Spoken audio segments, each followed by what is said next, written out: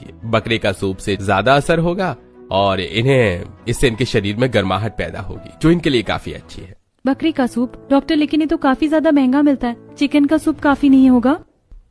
थोड़ा बहुत ठीक है, लेकिन प्रोटीन न्यूट्रिशन के मामले में मटन का सूप बेस्ट होता है।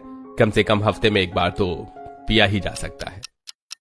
अब सभी लोग घर आ जाते हैं और डॉक्टर की बात को याद करते हुए। पापा तो अभी भी ठंड के मारे कांप रहे। मेरे ख्याल से उन्हें एक बार तो हमें बकरी का सूप पिलाना ही चाहिए। बकरी का मीट भी तो इतना महंगा आता है और सूप भी सस्ता थोड़ी ना है। और अगर बाहर से सिर्फ पापा जी के लिए हो पाएगा तो बच्चे भी जिद करने लगेंगे। मेरे ख्याल से बकरे का मीट अभी 700 से 800 रुपए किलो चल रहा है।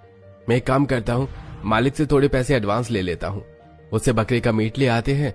इससे घर में सभी के लिए सूप बन जाएगा। अपने मालिक से बात कर विजय थोड़े एडवांस पैसे ले लेता है, जिसे लेकर अब रागिनी और ममता मीट वाले की दुकान पर जाती हैं। 2 महीने पहले जो तुमने चिकन लिया था उसके पैसे तो तुमने अभी तक चुकाए नहीं है, और अब मटन के लिए आ गई। पहले चिकन के पैसे चुकाओ, फिर मटन दूंगा मैं। आप तो हमें जानते हैं ना, घर में काफी समय से परेशानी चल रही है। हम तो मटन लेते भी नहीं। वो पापा जी की तबीयत खराब हो गई ना, इसीलिए लेना पड़ रहा है। तुम्हारे परिवार को जानता हूँ, इसलिए दे रहा हूँ। अगले महीने तक दे देना मेरे पैसे। मैं किसी की उधार ही नहीं देता, जानते हो ना तुम लोग। जान पहचान की वजह से वो मीट वाला ममता और रागिनी को मटन दे देता है, जिसे लाकर अब दोनों बहुएं उन्हें अच्छे से धो लेती हैं।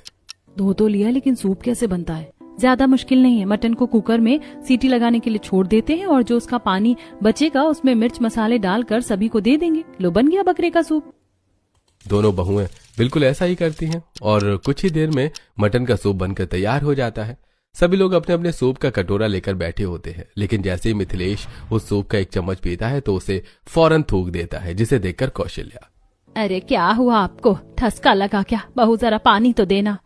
नहीं, ठसका नहीं लगा है बहू। ये तुमने कैसा बकरे का सूप बनाया है, मुझसे तो निगला ही नहीं गया।